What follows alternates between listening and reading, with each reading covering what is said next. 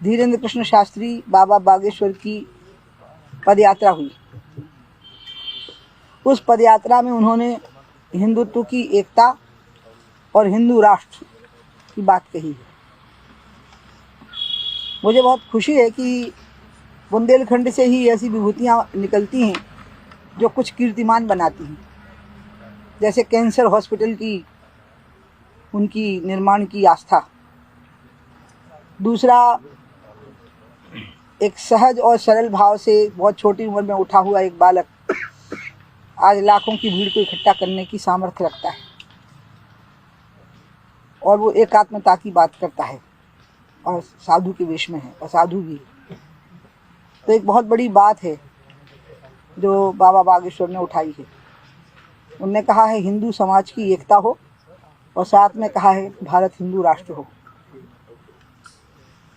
इसी बीच में एक बयान आया हमारे संघ के एक अति महत्वपूर्ण पदाधिकारी का कि दुनिया की 6% संपत्ति बाकी लोगों के पास है और 94% संपत्ति सिर्फ 6% लोगों के पास है, और बाकी जो संपत्ति है वो 94% लोगों के पास है। मतलब इतनी असमानता है, पूरी दुनिया की बात कही उन्होंने। एक क्वेश्चन और रखो। तो मुझे लगा कि ये दोनों बातें कहीं मेल खाती हैं। एक तो भारत को हिंदू राष्ट्र नहीं बनाना है क्योंकि भारत हिंदू राष्ट्र है, और ये सनातन काल से अन्य नामों से है। आर्य नाम था, वैदिक नाम था, फिर कालांतर में नाम बदलते गए सभ्यताओं के, लेकिन भारत हिंदू राष्ट्र है। इसको स्वीकार करना है, इसका साक्षात्कार करना है सबको, इसको स्वीकृति मतलब अपने आत्मा में सबको स्वीकार करना है कि हिंदू राष्ट्र है। और हिंदू राष्ट्र है इसलिए सेकुलर है। जब ये हिंदू राष्ट्र नहीं होगा तो सेकुलर नहीं होगा। जहाँ भी हिंदू अल्पसंख्यक हो गया है वहाँ हिंदुस्तान में ही हमें ऐसे राज्य देखने को मिले हैं कि वो संकट में आ गया।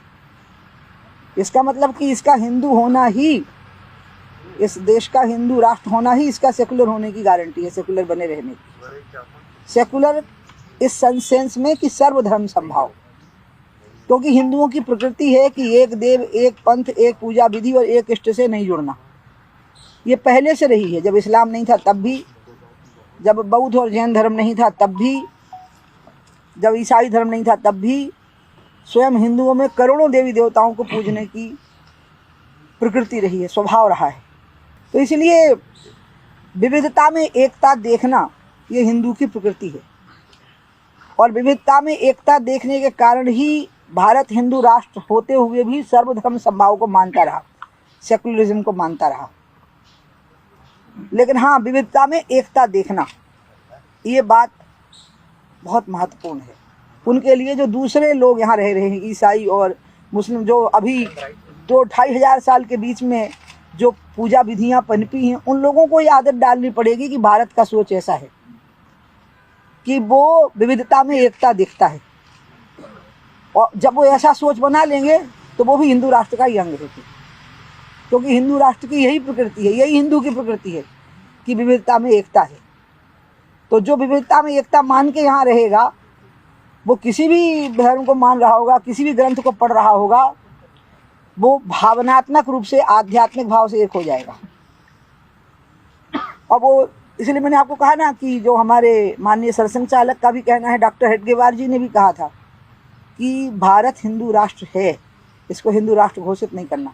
हाँ, भारत हिंदू नेशन, हिंदू स्टेट नहीं है। हिंदू स्टेट होने का मतलब होता है एक धर्म पर आधारित राज्य व्यवस्था को चलाना।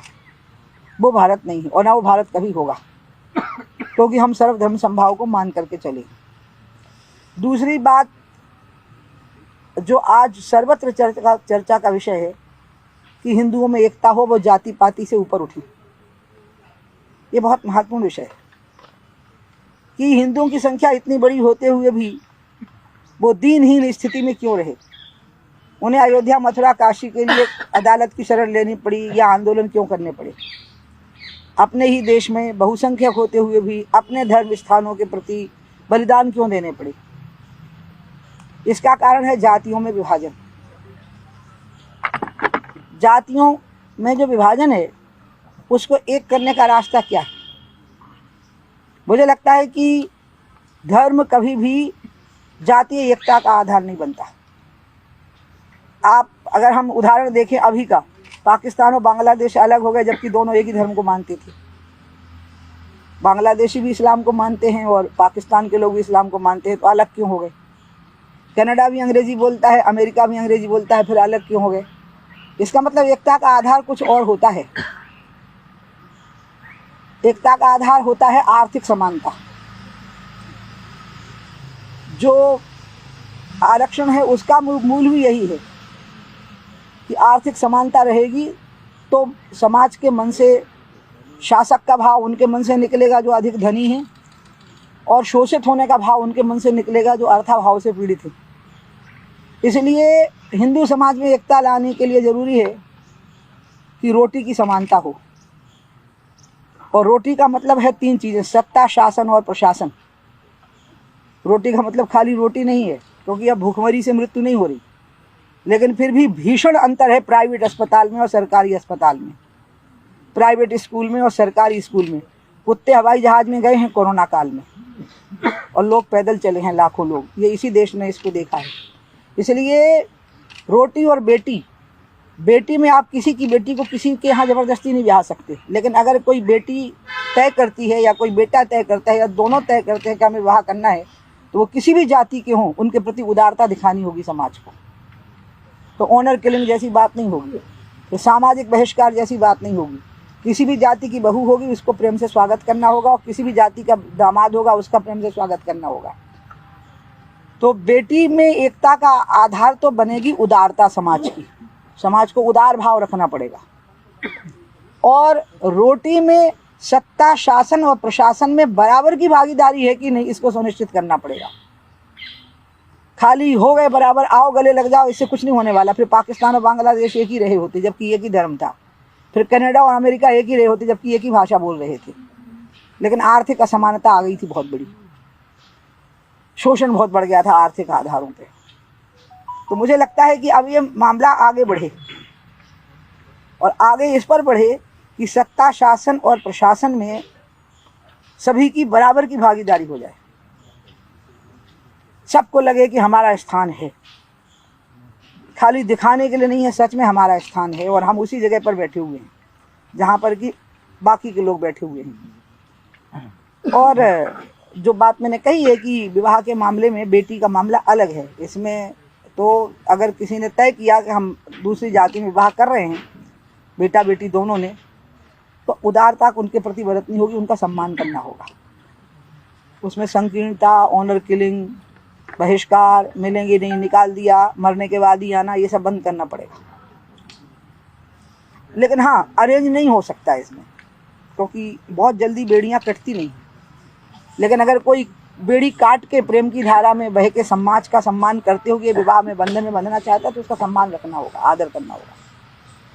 और रोटी में तो बिल्कुल सोच समझ के सूझबूझ से बंटवारा करना होगा कि सत्ता में भागीदारी कितनी है, शासन में भागीदारी कितनी है, और प्रशासन में भागीदारी कितनी है, और रिजर्वेशन के अलावा भागीदारी कितनी है।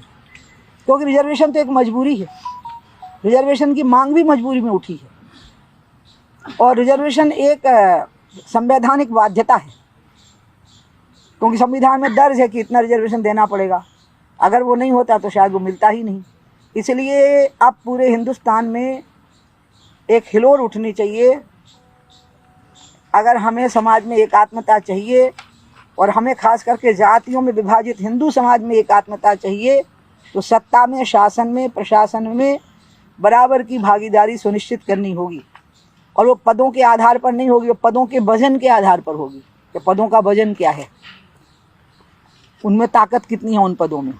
हमारे मंत्रिमंडल में इतने लोग फला जाति के हैं, इससे कुछ नहीं होगा। नहीं, पोर्टफोलियो किसके पास, इससे होगा। निर्णय करने की ताकत जहाँ है, वो ताकत किसकी कलम में है, इस पे होगा। तो इसलिए एक बहुत अच्छी बात ही हुई है। अब रही आर्थिक बंटवारे की बात, जिसमें कि सच में ये बहुत भयावना अंतर है कि बहुत सीमित लोगों के पास में बहुत बड़ी धनराशि पहुंच गई है और असीमित संख्या में लोग ऐसे हैं जो रोजगार के लिए संघर्ष कर रहे हैं। इस मामले को आगे बढ़ाने के लिए मेरी अपनी नज़र में मोदी जी से बेहतर कोई प्रधानमंत्री नहीं हो सकता। उनने पिछड़े जिलों की सूची अलग बनाई थी।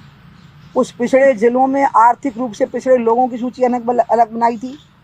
उसमें जातिगत आधारों को बिल्कुल और ना सांप्रदायिक आधारों को ध्यान में रखा गया था, उनकी आर्थिक स्थितियों को ध्यान में रखा गया था और वो किसी तरह से अपने पाँव पर खड़े हो सकें, इसको ध्यान में रखा गया था। इसलिए मैं चाहूँगी कि बाबा बागेश्वर ने एक बहुत अच्छी बात उठा दी है। मेरे लिए तो वो छोटे भाई हैं, पुत्रवत हैं, मेरा बहुत सम्मान करते हैं, लेकिन अब आगे बात जानी है और राजनीतिक मंच पर जानी है, सामाजिक मंच पर जानी है, विचारकों के मंच पर जानी है कि एकता क्या चीज़ है। क्या धर्म के आधार पर एकता हो सकती है? तो बांग्लादेश और पाकिस्तान एक क्यों नहीं रही थी? क्या भाषा के आधार पर एक हो सकती है, एकता हो सकती है? तो कनाडा और अमेरिका एक क्यों नहीं रही? तो एकता का आधार क्या है? वो है आज के ज़माने में सबसे पहले मनुष्य को, इसके साथ मैं अपना कथन समाप्त भी कर दूंगी। मनुष्य 5 कोशों से बना है। पहला जो कोश है वो अन्नमय कोश है, शरीर है, धरातल यही है। शरीर की मांग है रोटी की, रोजगार की और एक अच्छी जिंदगी की। इसमें समानता आएगी ना, तब वो आत्मा व परमात्मा की बातें हो पाएंगी, एकता की। ये पहले दैहिक सुविधाओं की समानता, उसका सम्मान, उसका उच्च स्थान, ये जब हम सुनिश्चित करेंगे, और ये बहुत बड़ी व्यापक बात है जो अब उठनी चाहिए। और अगर ये नहीं उठती है तो फिर हम ऐसी ही बातें करके रह जाएंगे, तो बात आगे बढ़ेगी नहीं। बाकी मुझे बड़े चैलेंजेस लगते ही नहीं हैं। हम सब चीज़ों से निपटने में सामर्थ्य रखते हैं। अब अपने सपनों की पढ़ाई कीजिए अपने ही शहर के पास। सागर शहर से मात्र 12 मिनट की दूरी पर स्थित है ज्ञानवीर विश्वविद्यालय, जहां आपको मिले सुविधाजनक बस सेवा, आधुनिक कैंपस इंफ्रास्ट्रक्चर, अनुभवी शिक्षकगण और एक उज्जवल करियर की गारंटी। यहाँ उपलब्ध है प्रमुख पाठ्यक्रम जैसे management, pharmacy, agriculture, engineering, law, fine arts, hotel management, संगीत और नृत्य, पत्रकारिता और जनसंचार, परफॉर्मिंग आर्ट्स, जनरल कोर्सेज, शारीरिक शिक्षा, योग, पीएचडी सभी विषयों में। नए सत्र के लिए प्रवेश प्रारंभ हो चुके हैं। अधिक जानकारी के लिए संपर्क करें 977 0 522 117 या 977 0 523 279।